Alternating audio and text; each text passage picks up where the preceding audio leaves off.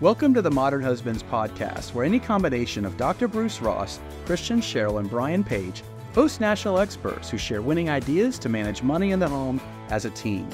For more than 2 decades, Master Coach Mikelann has helped folks transform their relationship with money. A highly respected expert in financial psychology, she's the author of Rise Above the Money Fog and has been quoted in national publications including Forbes, USA Today, and Business Insider.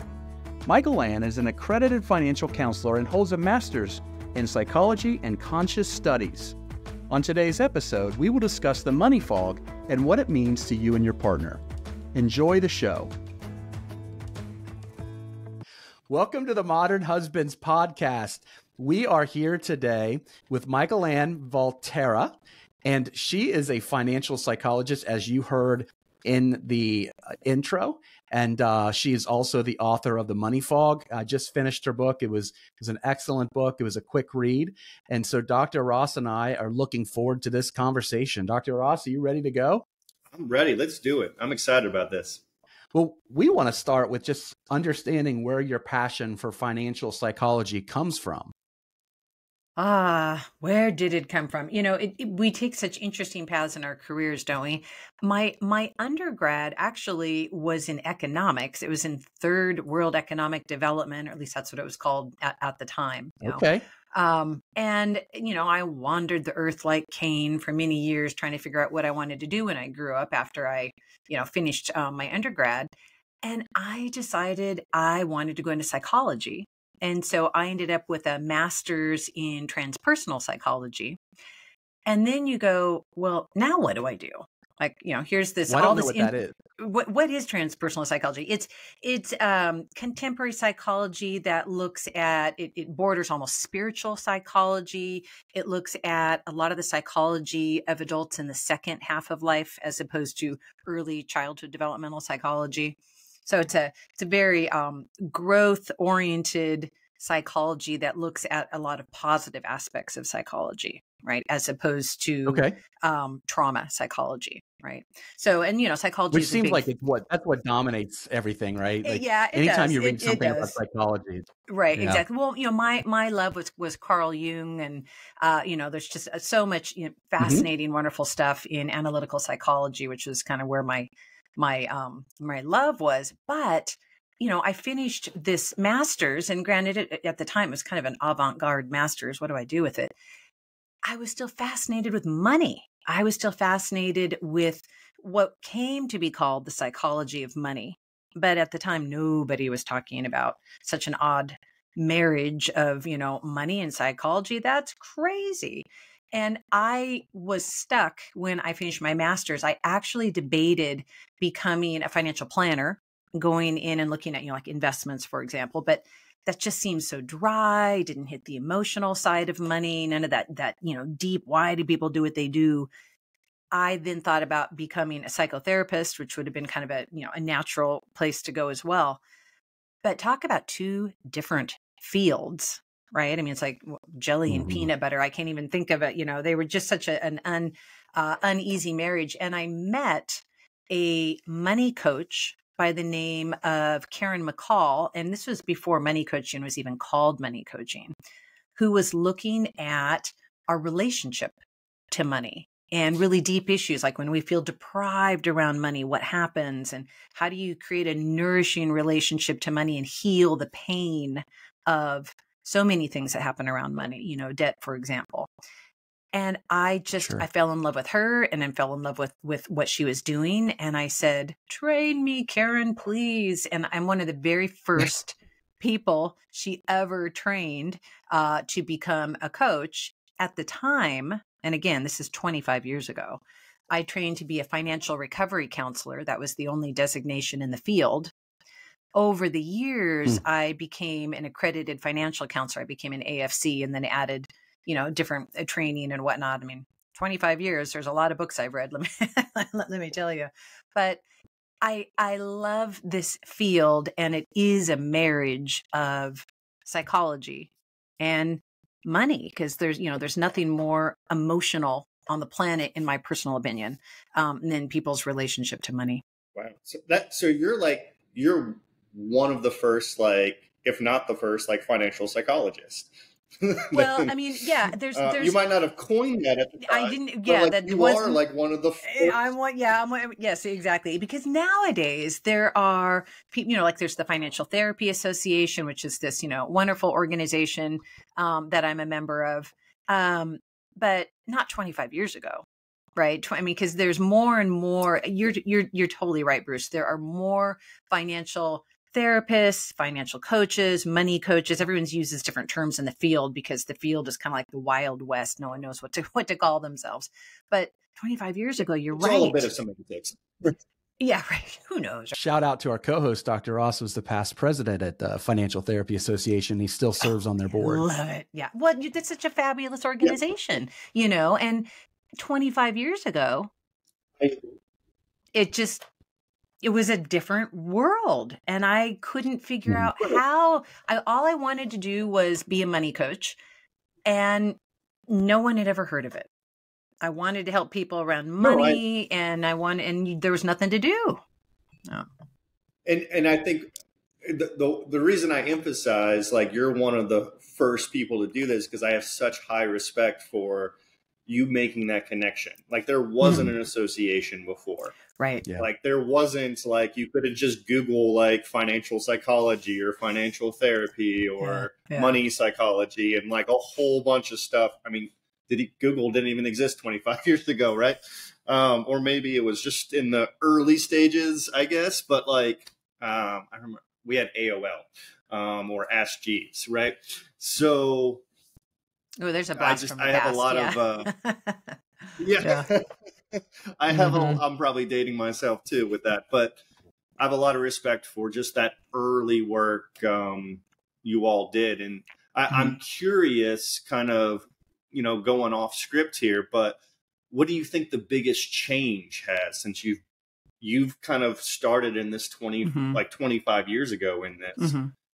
What's the biggest change you've seen, you think, in this kind of financial psychology? Yeah, it's interesting. Yeah, no, I know exactly what you're asking. And we ask ourselves that. There's, the colleagues that I have had in this field, if there's only a handful that you can take that go back, maybe 25 years. So that would be like Barbara Stanny, and that'd be Karen McCall, and Barry Tesler and I are colleagues, and so we all kind of came into this field a couple decades ago. And it was hard in the beginning because I spent all my time explaining what on earth a money coach or a financial coach was. Like, that's the biggest thing, is that people just made a bunch of assumptions. As soon as you put the word money in front of anything, people assumed I was working with investments or taxes. So I had to spend a lot of time explaining, actually, I'm working on the practical side. I'm working, I work with people and teach how to manage your cash flow, right? I'm not a big fan of the word budget, but let's create and design a personalized spending plan. Well, that was unheard of, unless you worked with perhaps consumer credit counseling. That, of course, didn't look at the emotional side of money, right? So I feel like I spent the first decade of my career explaining what I did as a money coach and helping people be less stressed about money and design a spending plan. And God forbid we actually look at your numbers. Let's actually put together a March spending plan. Oh, but nobody did it. Nobody did it. Planners worked at a higher level on investments, or people worked on debt issues. Nobody worked in the real world of cash flow management combined with why we feel the way we feel around money. And so I think that's the biggest change, Bruce, is that now more and more people have heard of financial coaches, right? The field is still so new that there's a ton of confusion about what people do and who's doing it. But it's not as new. And so I have more and more people that contact me literally Googling financial coach help. Well, they didn't Google that 10, 15, 20, 25 years ago because they would Google or whatever, Ask Jeeves, help with money. There were these real general search terms that maybe brought them to a financial planner or something, they just knew something wasn't working. I mean, thank you for your journey through all this. And because You're welcome. obviously it's a huge asset, you know, to the people that are reading your book, that are finding insights and getting help from other financial therapists, financial psychologists, money coaches, etc. But speaking of which, going back to your book, so the rise above the money fog. What is a money fog? What is a money fog? So I define it as when we are full of anxiety and stress from being vague about our money.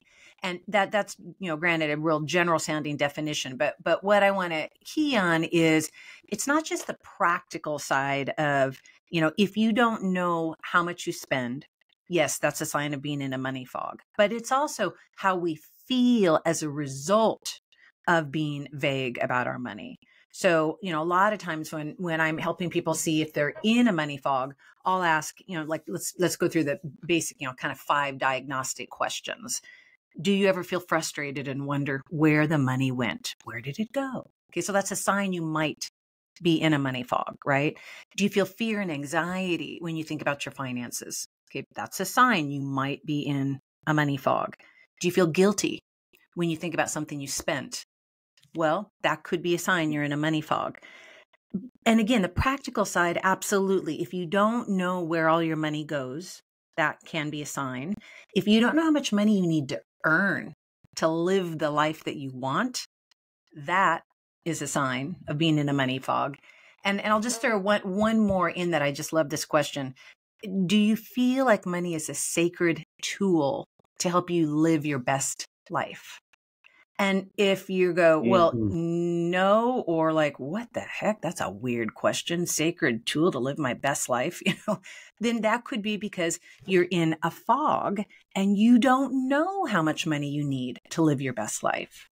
So it is the practical side of not being clear about the ins and the outs in your life. Absolutely. You don't know how much is coming in and what you're spending.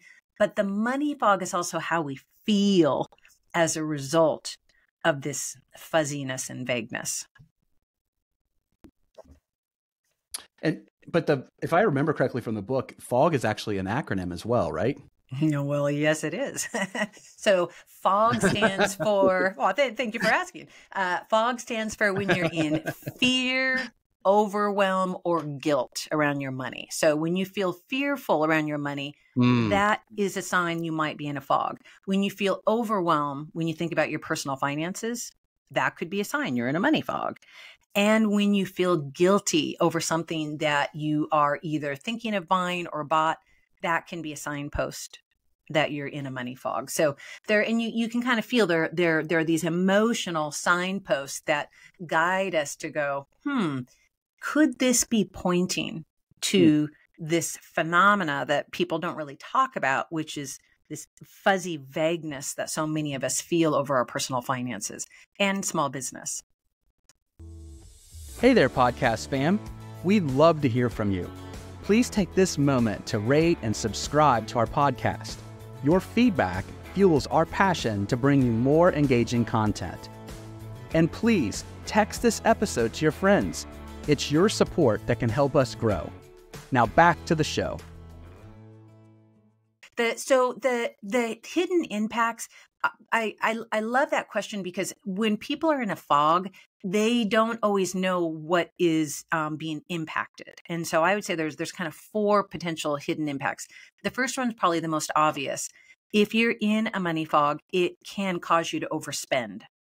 I don't know how much money I can spend or where the money's going or what I've got. So, you know, overspending is rampant. That leads to a lot of pain around debt. You know, that's a huge subject. But also sometimes when people are in a money fog, they underspend. There's a lot of people that are self-depriving. They don't know how much they can spend. And so depending on their money personality, they will batten down the hatches. Right? Don't spend anything, right? And maybe they can afford something or maybe not, but they're so fearful of spending that they don't spend enough. They underspend, right? And then I would say that the other 2 impacts that people sometimes miss is if you're in a money fog, it might lead you to under-earn. You are underselling yourself. You're not making enough money. And, under earning is a huge topic. That was the subject actually of my first book, like 20 years ago, of when we chronically undersell ourselves and don't earn enough money.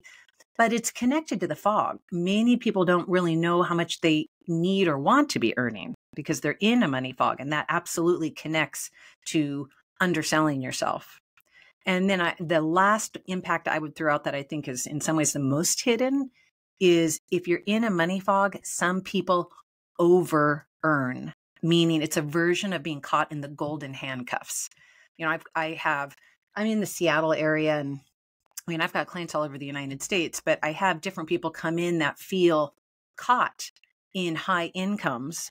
They're not in love with their career anymore, and they want to be able to break out, but they're so afraid of making less money, and they don't know how much they can actually afford to live on, how much they need to earn. They just know more. Just keep working. Just work, work, work, and everything we earn seems to go out the door anyway. So everybody just keep working, right? So this over earning, which obviously leads to these very high levels of burnout that we see, is in fact related, in my opinion, to being in a money fog. And this isn't just happenstance. I mean, there's an origin to someone's money fog. Yeah. Oh, definitely. Yeah. I mean, it's a complicated. Can you explain what that is? Yeah, that is a complicated question, Brian, and I'm gonna simplify it because we have to, right? But I would say that the number one origin of the money fog really is in our childhood, and that I'll simplify, even more in that the vast majority of us are raised in families where it's not okay to talk about money. We're not taught about money. It is not modeled. In the best of families, yeah, absolutely, right? I mean, in the best of families, sometimes it's just handled behind closed doors. But again, there's no modeling. But unfortunately, in a lot of families, it's even more negative than that. There are these messages that say it's not okay to talk about money, all the way to being raised in families where money you saw caused pain and conflict. People grow up in families where they hear parents fighting about money. And it's not necessarily connected to that there wasn't enough money. I mean, there's a lot of conflict around money that is, all over the place. I've got clients that come from wealthy families that grew up in hearing very, very negative things around money. But all of it comes down to this sense from childhood that says money, it's not okay to talk about it. And the irony is, as kids, we know this thing is super important, right? This thing called money. We see our parents doing this thing like, buy food, and it's connected to us getting our toys and our needs met. And we hear something to do with the fact that it's paying the rent, this really, really important substance that we hear the adults in our lives talking about. So we hear early that it's one of the most important things there is, and it's not okay to talk about it. And there's this huge mystery around it. And so somehow we're supposed to grow up and become adults that are able to handle it easily, talk about it effortlessly. We're all supposed to grow up and get married and easily talk with our beloveds about, well, what do you want to do with money, honey? But we didn't see this modeled by our parents. So it would make sense that the vast majority of us would grow up and enter the money fog, because that is like this warm blanket, or you could say the ostrich with the head in the sand. But either way, it's safer than dealing with this thing that might cause conflict or pain. Well, so much of that really goes back to what you were talking about earlier. There's so many emotions that revolve or center from money, and I've had friends of mine tell me they grew up in a house where they saw money really as a defining factor in someone's value, right? So money equals your worth, your self-worth, and we all know that is has a toxic. You will have a toxic relationship with money if that's what you see as your relationship with money. And the challenge that they faced was that if they made a bunch of money, then they felt like it was rude to talk about money because they were surrounded by people who didn't. And then if they didn't make very much money, then they were embarrassed because they were defined, their value is defined by how much they earned. So, you know, that combination of those things without just like this underlying foundation of understanding that, as you said, money's a tool, and that, you know, it does not define who we are as human beings. It's simply a tool. And so many of us have never had that foundation poured in our childhood. So I appreciate you sharing that. It's so true. Yeah. Well, there's so much isolation, right? You know, I mean, that's why it's so great that the three of us are talking about this, because it's like breaking the taboo silence. I mean, you know, obviously the three of us are more and more used to talking about it. And, you know, Bruce, you talk about this, like, you know, all the time, right? And you're obviously drawn to the field, and it's such high and holy work, but it's still so new. I mean, so many people are still not able to talk about their relationship to money and how they feel about money. And now there's this constant sense of secrecy. You know, I find people feel like everyone else must know how to do this thing called money. I'm the only one who must not be able to figure this out. So there's just this shame cycle that starts happening on top of everything else, because we feel like I'm a smart adult. Why can't I figure out this thing called money? Everyone else has it figured out.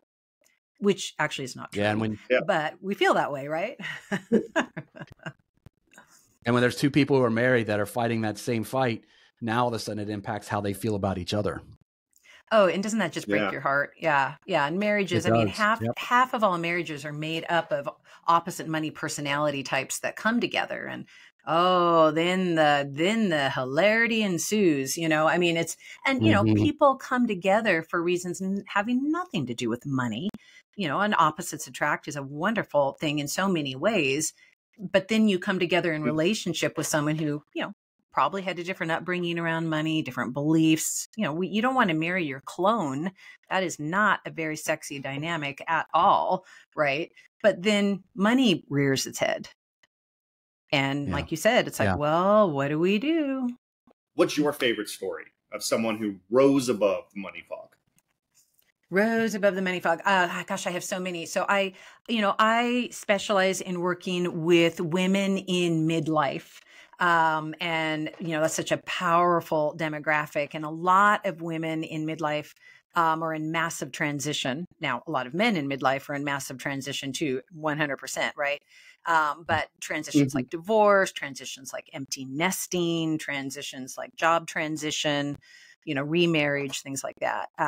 And probably one of my favorite stories is a woman who was so convinced that she couldn't leave her tech job where she made a lot of money.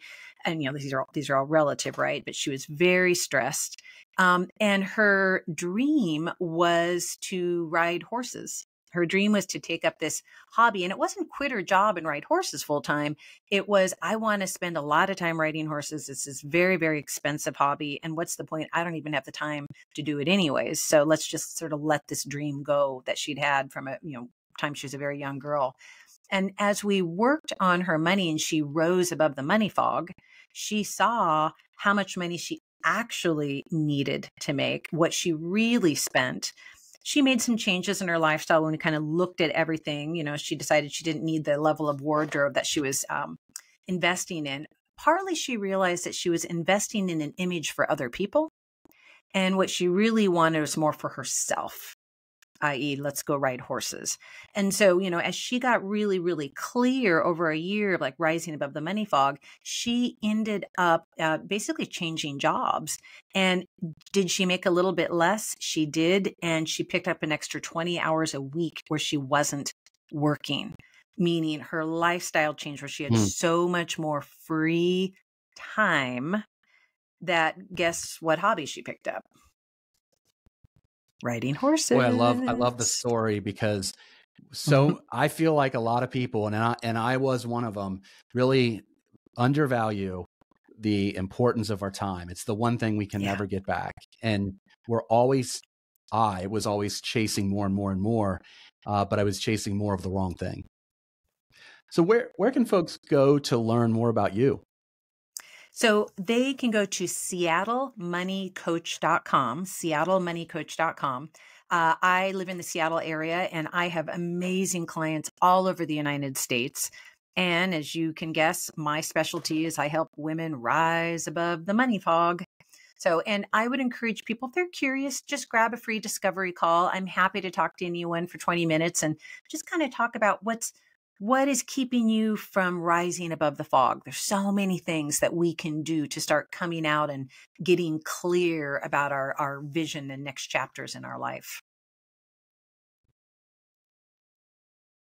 Awesome. And so we like to end all of our podcasts with a single piece of simple but actionable advice that you can leave our listeners with so that they can go forward and do something to improve their lives. What would that be? I vote for elegant financial simplicity.